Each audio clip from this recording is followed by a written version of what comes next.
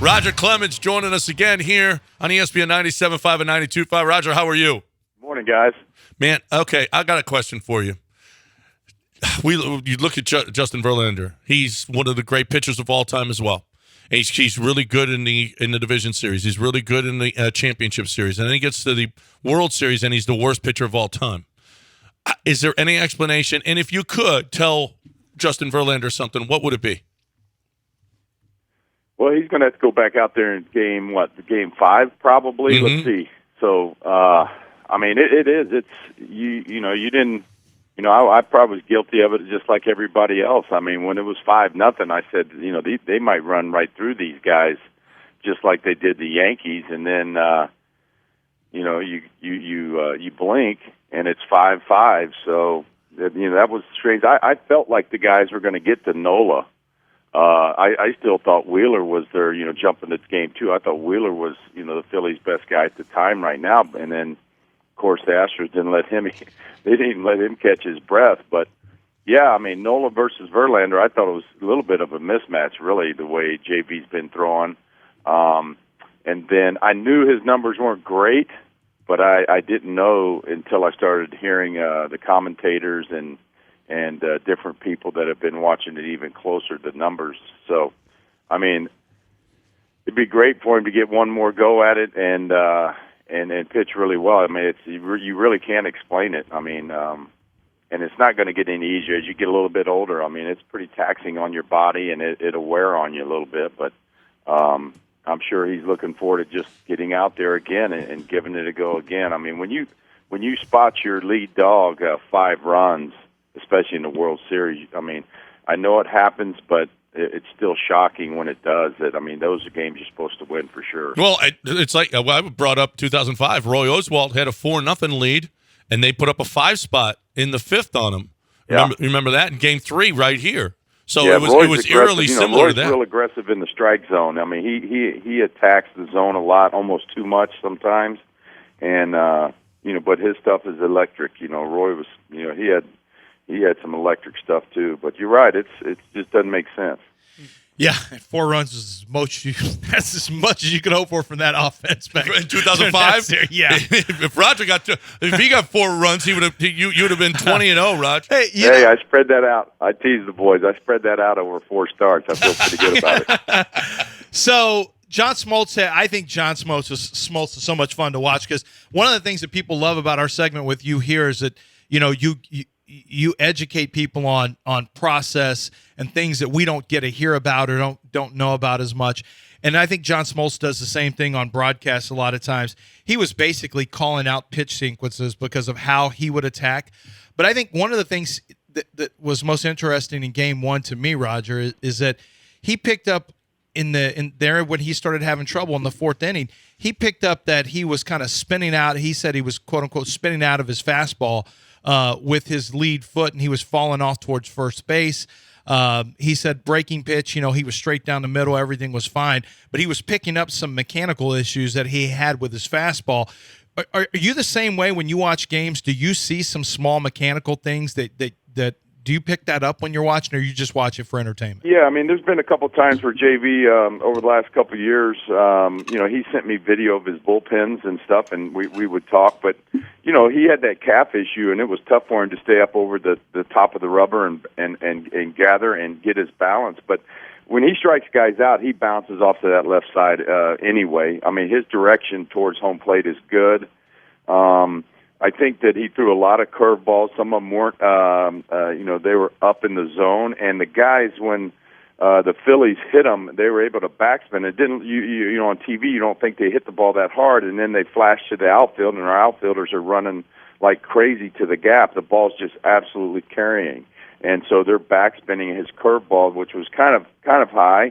He went back to his heater to try and get him off of it, and that's what Smoltz was talking about. He was a little inconsistent with it. It was the same thing that we watched immediately with Wheeler. He was all over the place. I expected this guy to probably give the Astros the biggest problem, and like I said, Wheeler was he didn't have command at all of what he was doing, and the Astros jumped on him, as everybody saw.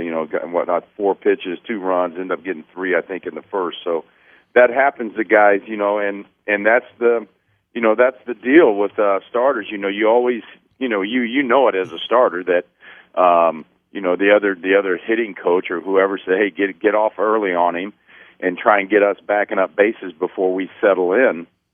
But I thought JV was settling in pretty nice, so that's why it was kind of unexpected for that to happen. I think that's usually again they get us, or they try and get us early. I'll face a team that's aggressive, and I might throw still a quality fastball right out of the gate, but I might go to some soft stuff, a split finger, real quick to really back them off from being so aggressive with me. And but again, I didn't, Tuck hit 2 homers. He really didn't get to celebrate either one of them, and because they lost game 1. I think the first pitch he got a changeup and he roasted that one, and then the next one was a fastball that he got.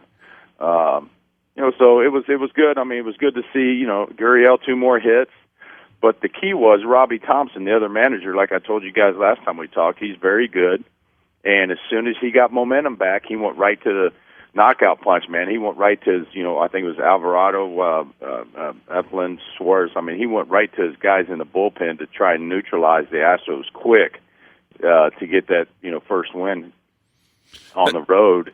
Astros bullpen was solid, and then, the difference was the opposite field home run by their catcher. So, again, a little shocking. So it was great to see the guys bounce back in game 2, and it's really good to see Altuve get going. If he gets going with Bregman, popping his homers here and there, top of the lineup in game 2 did the damage. That's always good to see. And of course, they're going to Philly now, and Phillies, their fans are passionate, and they'll give all of our players new nicknames before they leave town, I'm sure. So we have somebody on Twitter asked this question. Can you ask Roger about going from the stretch? JV was dealing until they got to first base on him, and he had to pitch from the stretch. How big a deal is that? I mean, this is a guy who's pitched. He's won. Good question. It does. I mean, I when I do my warm-ups, I do the exact same amount of warm-up pitches from the windup and the stretch.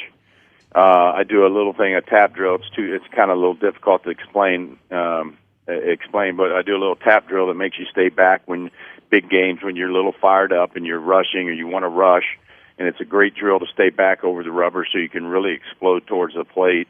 Again, whether you're throwing a fastball or a breaking ball, but it can mess with you a little bit. But again, a veteran, it's not. I would say it's not going to mess at all with JV as much as he's been around and what he's been doing. But like I said, his curveball floated a little bit, and then when he went back to his fastball, he was just a little inconsistent with that, and they jumped on him. So it was again surprising to see because he was on early. I tell you, it's been great having you on the air. We really appreciate it. I know John Daspit is wants to take care of your foundation as well, and we appreciate him doing that. John Daspit Law.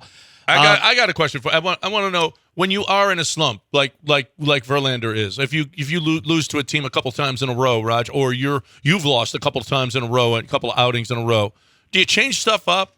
If you're Justin Verlander, what would you do if you were 0-6 with a 6.04, 6.07 ERA? And is some of it off the field too? I tell you what, guys, when you say, like, I can remember what was to be my last, what I thought was going to be my last start in Miami, and I got a couple outs, end up walking a guy, a broken bat base hit or something, and then I was in a battle. And I gave up like an opposite field front row, first row, 3-run homer, and with a run around a base, I'm thinking, this is not the way I want to go out.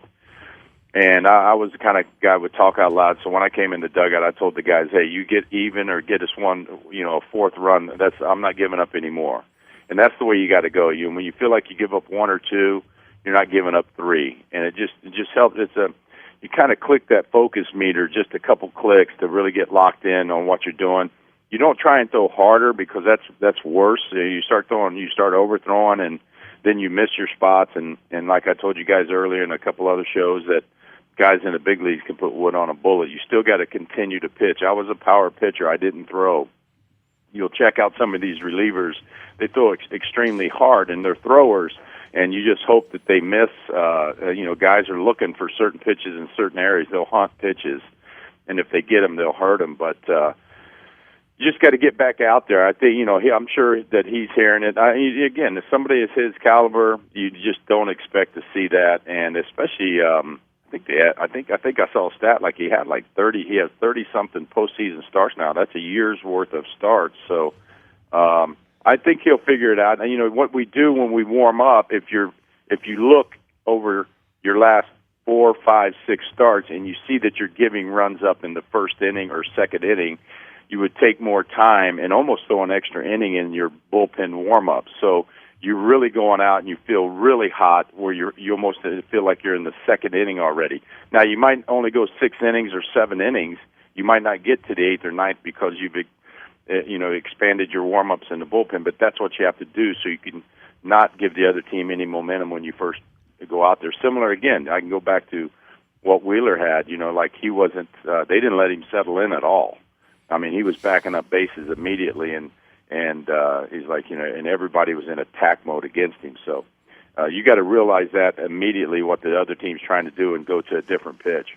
Is there any way, Raj, that it was the game one was maybe a little wake up call for this team that had been maybe I don't want to say they weren't as focused, but hey, they were on such a roll, maybe a little overconfident. They lose game one, and look at the focus. 4 pitches, 3 doubles against a Wheeler in game 2. Maybe it was a little wake up call for a team that's as good as this team. Yeah, I think they had a good plan against him, and it worked. And I don't think there's any panic. We got enough guys that have been there and played when as they say, the lights are the brightest type deal, and they have the same goal as Philadelphia. I mean, they want that World Series trophy. They want that ring. So I think tonight, this game 3 will be against Syndergaard.